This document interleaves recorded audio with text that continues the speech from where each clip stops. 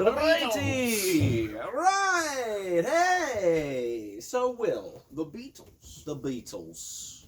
Some would say the greatest band of all time. Would you agree? No. Most people don't. At least most people that I've talked to. I mean, don't. generally, I'm a Beatles proponent because most people. I think we're more at the point now where people are naysaying the Beatles because we've reached so far. Yeah, they're the establishment, you know? Yeah, They're the well, I most mean, established band. That's true, but that's the thing is that's true of all the classic rock. It's like at the time you were the rebels. Now Yeah, now you were part of the man. yeah. Well, I mean they all sold out. They all sold out. Oh, I mean we gotta get off topic immediately. Did you see the Metallica thing that happened this week? No. Metallica did a live concert on Twitch, YouTube. It was on some streaming service. Metallica did a live concert, and it got copy striked. But it's their music. Yeah, but it was live, so it was the automated system doing it. That's ridiculous. So there was like weird weird like royalty free music playing over a literal live Metallica concert by Metallica. Wow. And apparently, what I heard based on this is that Metallica is one of the companies that, or what, not companies, bands that kind of spearheaded the whole like DMCA copyright thing. Well, then this is just chickens exactly. coming home to roost. Yeah. Anyway, the Beatles. When I feel like it's a rite of passage for white guys to go through kind of a Beatles phase. Yes. When was your Beatles phase, Will? 2010. 2010. Mid high school, I really right.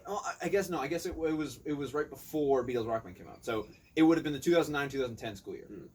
So like the summer leading up to 09, and then that whole year after that, it was really because we didn't buy all the CDs on the remaster, but we bought a few. We bought the White Album, Abbey Road, and Sgt. Pepper. I think we bought new copies of when they remastered them. But yeah, no, I was really into it then. How about you? Well, I would say my Beatles hyperfixation began the summer of 2020.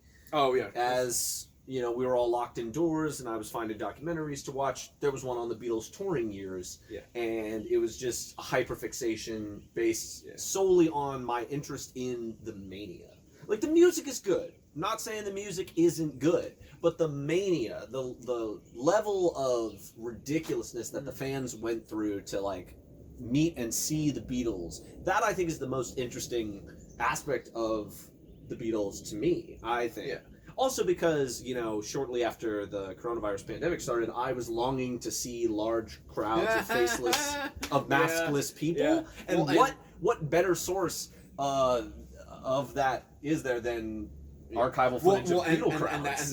And that's a point about the Beatles being trailblazers is they were one of the first bands that I am aware of that started playing sporting. Yes. Sporting. The beginning of Stadium Rock. Yeah. Stadium Rock started at Shea Stadium, August 15th, 1965. Of course you know that date. Of course I know that date. Why not? Anyway. Did you know that Paul McCartney was the last? Yes, last play at Shea with him and Billy Joel. Yeah. 2008. And the first at Citi Field. They had him do one when Shea Stadium got demolished, and then one when Citi Field replaced it. Nice. Yeah. So, and you were talking about live acts and Metallica. That's the one thing. It's like Beatles as a live act really were only good before they were famous. And I'm not saying good in terms of their skill or their musicianship, but a concert-going experience. They only played for 30 minutes, and the entire time they were playing, the crowd was screaming to the point where you couldn't hear them unless you were in the first couple of rows. Are there any live albums of Beatles? Like, what live recordings are there, and are they any good? There's one live recording, and that's the Beatles live at the Hollywood Bowl. They recorded both the 64 and 65 concerts, but they didn't release them until 1978. And the reason why was because the master recordings were, every single one had the screaming on it to the point where they had to wait for the technology to be invented to get rid of it. So they were like, they listened to it, and I think George Martin said that it was like putting a microphone next to a 747 jet. The screaming was so loud that they couldn't issue a tape until the technology came out where they could remove the screaming. Yeah. How did they scream for that? That's what I want to know. I want to talk to some Beatlemaniacs. Be like, how did you scream? I mean, you said it was only 30 minutes, right? Yeah. Okay, so they just waited because the Beatles would only be around or something. They just didn't have lungs. They didn't have lungs. Or voices for the rest of the year. Or in the case of the 64 tour, they would shout the opening acts off stage. A couple of the opening acts on the 64 US tour left early because every time they would go on stage, the crowd would chant, "We want the Beatles," over their music, and no one would listen to them. And they were just like, "I'm done. Screw that." Dude, if that was me, I would just go nuts. Yeah, I would if just you're not being listened to, but you're still getting paid. You're getting paid to be on a massive stage and just no one's listening. Just start fucking around. Yeah. Yeah. Well, and then they stopped doing live in '66. Yes. Their last live concert was at Candlestick Park in August of '66. Well, I mean, live concert. If you don't count the rooftop tour, I think the way to define the two is their last commercial last for profit. Their last concert for profit was Candlestick Not Park. their last concert. Their last concert as a four was not their last performance. January 30th, 1969 rooftop concert in London. Yeah. Which that I think probably would have been the concert if I could time travel back to be. Oh, that would have been cool. Yeah. Because everything else you would have just been drowned out by the screens. Yeah. Whereas that everyone's on their lunch break and they're just standing in the street listening to the Beatles playing on a roof. Yeah. Which I think the funny part about that story is that the only reason, that is legendary. That's iconic, right? Yeah. It's an iconic moment. Brought about because they're lazy. Originally, the idea for Let It Be was that they would make an album and then perform it live for the first time with an audience in an amphitheater in Greece or the desert in Africa or on a boat. But because all of those things required moving the gear out, they were just like, let's just go up on the roof. And because they wanted to go home and they only had 2 weeks. So they just did it on the roof. Incredible. Anyway. Next Beatles question. Yeah. So, one more anecdote is during my Beatlemania, we literally took my guitar amp up on the roof of the house across the street and we spent probably 5 hours up there just playing music way too loud. And the real question is, did you get the cops called on you absolutely. Like the real Beatles? Absolutely. And what did the cops do? They said it's 2 p.m. on a Sunday. Leave them, let them do what they're gonna do. They're not doing anything. Because it wasn't like the middle of the night. It was reasonable daytime. So was their concert, but they got shut down after 47 minutes, and you were able to play for 5 hours. I guess the London Bobbies. The suburbs versus one. They're like an actual band with actual amps. We were using a little 15-watt amp on extension cords to the moon. It's still funny that you had your own rooftop. Yeah. But my question is, because this is completely subjective, Will, what do you think the best Beatles album is? I really think for me, it depends on the day, the week, the month, or even the year. What about this day, this month, this day, this year?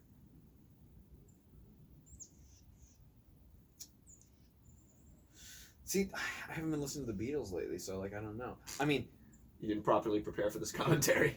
I didn't. I didn't. But I also it's never a pre-thought thing. It's always what right now. Right now I'm just not. I haven't been in a Beatles mood lately. But we have here.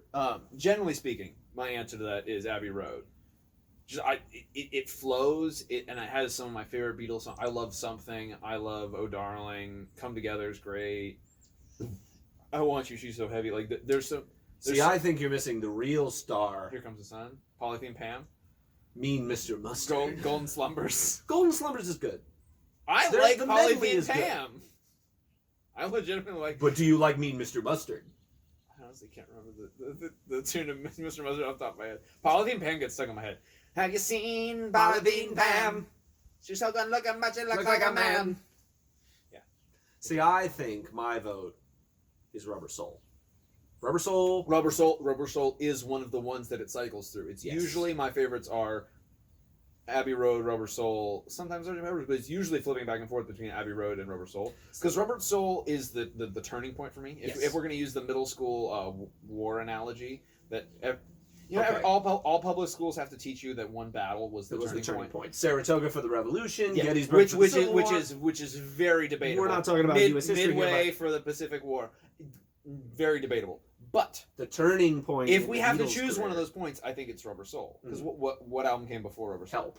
Yeah, which is pop totally the classic British Invasion pop Beatles. Yeah. Rubber Soul is a little bit of that, but it's different. Folk. It's more. It's credited for it has its own. folk It has rock. it's folk rock, but it's folk rock in. It's not folk rock. It's Beatles. Yes. It's the first one for me that really has it. Like, not that the Beatles didn't sound like the Beatles before that, but it's the first one that really like kind of moves forward with that sound. Yeah. They start doing weird things. This is the beginning of their weird experimental stuff, which is really the stuff that interests me the most. The stuff that I kind of jam to. Which is why you talked about 3 albums that rotate in terms of being the best. And for me, you're right. Abbey Road, Rubber Soul, but the third one is not Sgt. Pepper. Revolver. Revolver's got Tomorrow Never Knows. It's got Eleanor Rigby, 401. That's true. Here, There, and Everywhere. Taxman. Revolver. 2 things. One, I never personally like got into it for whatever reason. It's not counting on the album, but also when I listen to those songs, I listen to them by themselves. Mm-hmm. The other 3 are ones that I've always gone. I mean, sometimes I'll go one song, but I'll just play the whole album. Yeah. For all of high school, there was one of 2 CDs always in the CD player in my car, and it was usually Abbey Road. Yeah, I feel like both Abbey Road and Rubber Soul they're contained works where the album itself. The same thing with Sgt. Pepper, where the album itself is the entire statement. And Sgt. Pepper was one of the first ones that kind of the idea of a concept album. Like, it's not quite there. It's not, again, it's one of those. Okay. It's one of those. This is the beginning of where the development started. What's the concept? If it's the first concept album, what is Sgt. Pepper's concept? Exactly. It's not. Well, I don't know what the concept of any concept album is. Really? What's the concept of 2112? It's easy. It's a story. What's the concept of American Idiot? It's a rock opera. Okay, but we're confusing narrative concept with I'm talking about the idea of an album as one full instead of a grouping of songs that go together, where the songs kind of flow into each other and the borders are. It's not a concept album. It's a concept. Being Sgt. Pepper. Sgt. Pepper. Sgt. Pepper is not a concept album. It's a concept album the way like Aqualung is. It's songs that flow, that have like kind of a common theme. The concept, if there is one, is it's a concert. Right. It's the 20th anniversary of the Sgt. Pepper band. It's not really a concept album as the 70s really took hold of that and ran with, because it flows, and that was a new thing at the time, and that kind of.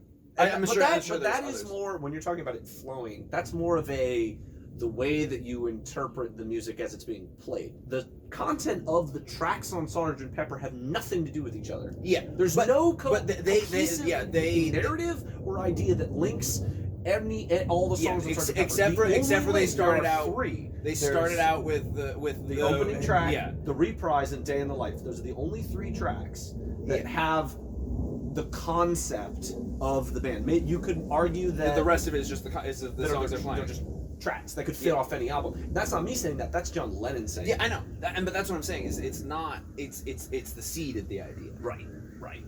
But and Abbey Road is much more of an actual. Yes, I would agree, especially with the second side and the medley. Oh, the second side I don't listen to individually ever. I just all one thing. Well, it's weird because if you ever try to listen to each individual track, they start really weird because it's starting in the middle. Yeah. So you get like a couple seconds of the previous track. Mm-hmm.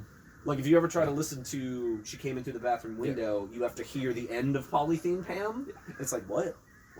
Yeah. So. Or I think same with Golden Slumbers too. Yeah. What do you think is the most underrated Beatles song?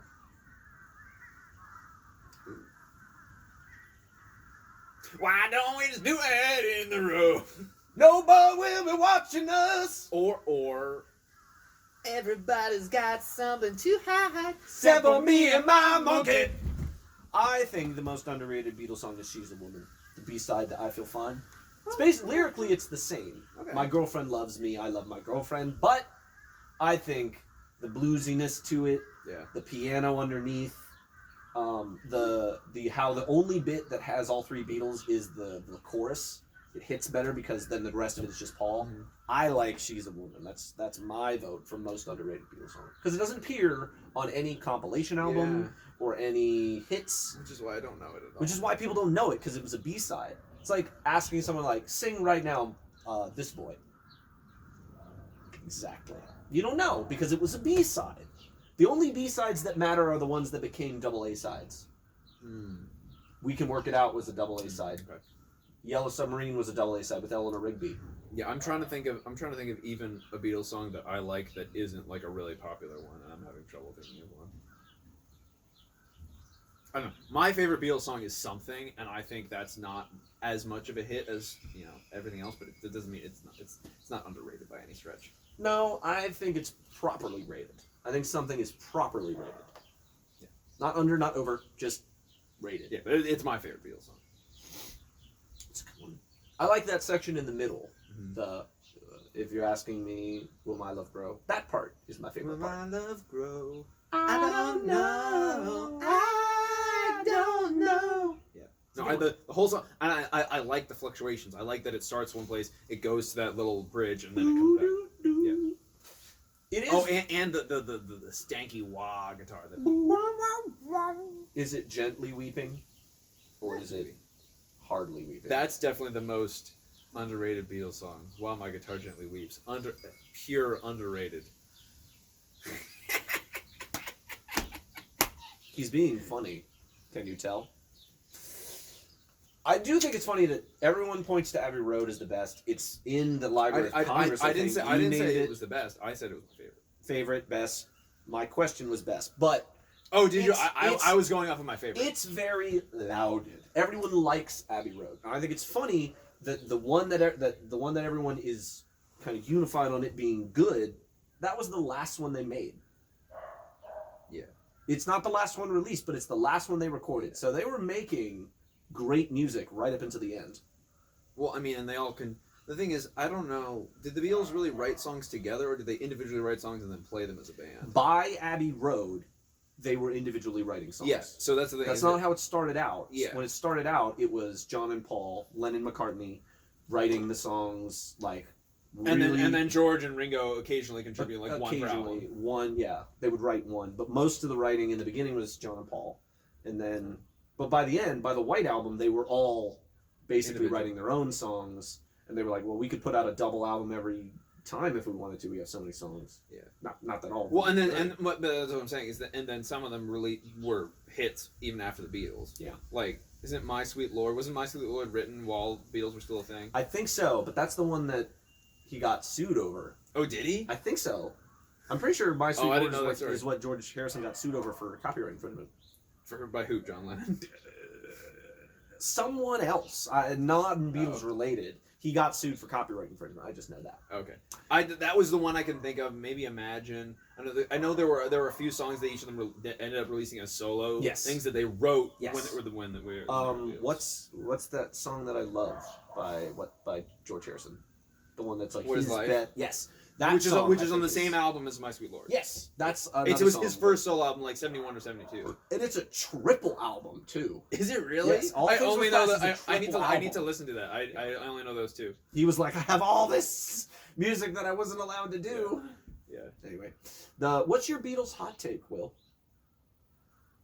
My Beatles hot take. They suck. No, that's not a hot take anymore. No. Are there any? The thing is that yes, there are Beatles hot takes. Are there any takes that are actually hot, or are there just takes? Yes. So many different sides have been taken. I think Sgt. Pepper is overrated. Sgt. Pepper has three good songs. I can agree with that. There are three good songs off Sgt. Pepper. That's it. It used to be like up, and then it slowly by the end it's just Abbey Road. And then 2003 and 2012, Rolling Stone named it as the greatest album of all time. Oh, bullshit. Now, they redid their list last year. Do you know what the number one is? Led Zeppelin 4. No. Pet Sounds by the Beach Boys. Which, I don't know as much as I should about Pet Sounds, but I don't know. I don't know. It is better than Sgt. Pepper. I don't know Beach Boys by albums. I just know the songs. Yeah. But that has, wouldn't it be nice? John B. The Beach Boys wrote some fucking jams. Of course they did. But, yeah. But no, by no measure is other than if you're giving it extra credit for being like a groundbreaking album. Most groundbreaking album, maybe it has a more of a fighting chance. But fine. That's my hot take then. I don't even think Sgt. Pepper's is top 10 greatest albums of all time. I don't either. Yeah, like I don't either. It's That's the hot take. Is I don't really care for Sgt. Pepper. It's probably my third favorite Beatles album, but that's favorite. I don't. There's so many good albums. Like we can debate albums. Sgt. Pepper's is not there. No, it's not. It's not because most of it is crap. Like Good Morning is garbage. When I'm 64. I have nostalgia only for that song because it was in the songs that I can actually think of the tunes to off the top of my head are the ones that I actually like. So I can't actually make fun of the songs that I don't like because I don't remember the tunes. Well, I just remember I don't like She's Leaving Home. I don't like Good Morning. I don't like Sexy Sadie. Sexy Sadie's White Album. Isn't for the benefit of Mr. Kite? That is for the benefit of Mr. Kite. There will be a show tonight on trampoline. Okay, fuck that song. Honestly, the reason I remember the tune to that song is because Across the Universe. Yeah, because Eddie Izzard does the really great performance in. When I was in a Beatles fixation, it was like right when that movie. I mean, it was a couple years old, but we had it on DVD. And we just that was our background ad nauseum. Yeah, I mean, and so this is an entirely different topic. But as far as that's what I like about movies like that, where they play a bunch of music from a band. I really enjoy Bohemian Rhapsody, not because of the movie, but because I literally just want. I'm a big fan of the jukebox musical. And not that that's really a jukebox musical, but just movies that play a bunch of music. Yeah, I mean it's nice when it's around a single band and there's a narrative behind it. Exactly. Yeah, but my hot take is that Sgt. Pepper's not the best album. It's not even the top 5. Yeah, honestly, I mean, aside from the title track, "Lucy in the Sky" and "A Day in the Life," that's it. That's all of it. That's all of what is good from Pepper. Penny Lane is on. Penny Lane's technically a single. Oh. A double A-side single with Strawberry Fields. And Strawberry, those are from Magical Mystery Tour. Right, they were put on Magical Mystery Tour. Ooh, okay. New hot take. Third best Beatle album. Don't. Magical Mystery Tour, let's go! This man doesn't even do drugs. And he thinks Magical Mystery Tour. Come on! The Magical Mystery Tour is waiting to take you away. I wasn't doing that verse yet, but okay. Isn't that the first verse? I was just doing Magical Mystery Tour. Satisfaction guaranteed. Yes. It's fine. Have you ever seen Magical Mystery Tour though? Have you ever seen Magical Mystery Tour? Yes. And what's your opinion of it? I don't remember. It was 3:00 in the morning, sometime in high school. Because that's the only time to watch Magical Mystery Tour. We watched it double feature with Yellow Submarine. I was gonna say, so the Beatles made 5 films? 5? Hard Day's Night, Help, Yellow Submarine, Let It Be, Magical Mystery. Wait, there's a movie. There's a movie of Let It Be. Exactly. People don't know that there's a Let It Be movie. Well, that's what the if you had asked me, I honestly would have forgotten Magical Mystery Tour. I just remember Let It Be is what they won an Oscar for. They won an Oscar? Yep, for best original song. Let It Be from the film Let It Be. Oh, I do know this. Yeah, it's the whole moody. This is the movie where you see them break up, basically, and it has the rooftop performance. It's why that's filmed. Because they had to make it for that. True. New question. That's completely off topic, but kind of on topic. What's the best integration of a rock band? What's the best movie that has a bunch of music from rock bands? So, Beatles movies. What's your other? I was thinking Queen and Highlander or Flash Gordon. Daft Punk in Tron Legacy. You're naming things that are not as good as A Hard Day's Night. Excuse you, Highlander will fight Hard Day's Night. Let's go. Highlander's better. Yes, let's see that match. That's literally what I want to segue to, is that Highlander is better than the Beatles movies. Come on, let's go. That's the hot take. That's my hot take. That's the hottest take right there. All right. I think you've had enough of us talking. Yes.